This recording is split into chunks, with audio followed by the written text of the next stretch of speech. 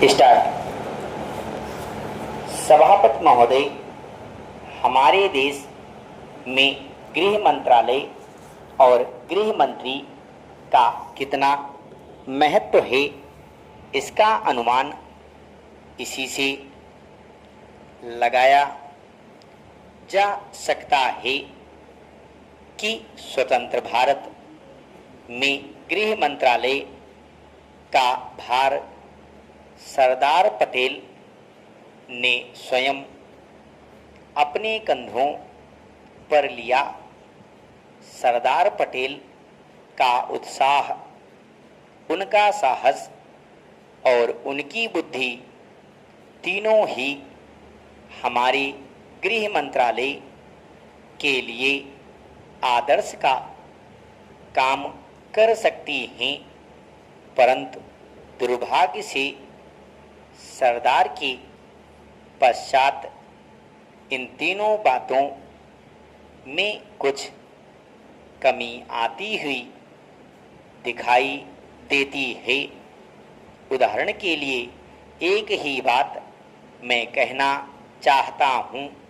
1962 में जब हमारे देश पर चीन का हमला हुआ तो 14 नवंबर 1962 को हम सब ने इसी सदन में खड़े होकर एक प्रस्ताव पास किया था, जिसके शब्द थे, भारत की भूमि जब तक हम शत्रु से स्वतंत्र नहीं करा लेते, तब तक हमारा यह संघर्ष बराबर जारी रहेगा, भले ही वह कितना ही लंबा क्यों न हो।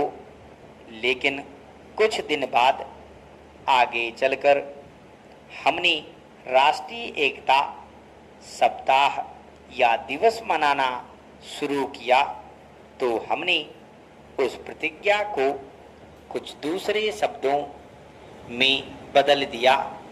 उस प्रतिज्ञा के शब्द थे, मैं अपनी देशवासियों के संकल्प को दोहराता हूँ कि मैं अपने देश की स्वतंत्रता तथा एकता की रक्षा करूँगा, चाहे इसके लिए कितना ही कड़ा और लंबा संघर्ष क्यों ना करना पड़े।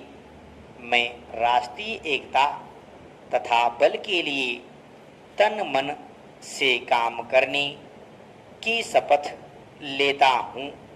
लेकिन इस बार राष्ट्रीय एकता सप्ताह के सिलसिले में एक छोटा सा प्रकाशन भारत सरकार की ओर से प्रकाशित हुआ। इस प्रकाशन में स्वयं इन्होंने लिखा कि 1962 में चीन द्वारा आक्रमण के बाद शपथ की भाषा में थोड़ा परिवर्तन कर दिया गया है। जो शब्द बदल दिए गए हैं उनको भी मैं सदन की जानकारी के लिए सुनाना चाहता हूँ। मैं प्रतिज्ञा करता हूँ कि मैं कभी हिंसा का प्रयोग नहीं करूँगा।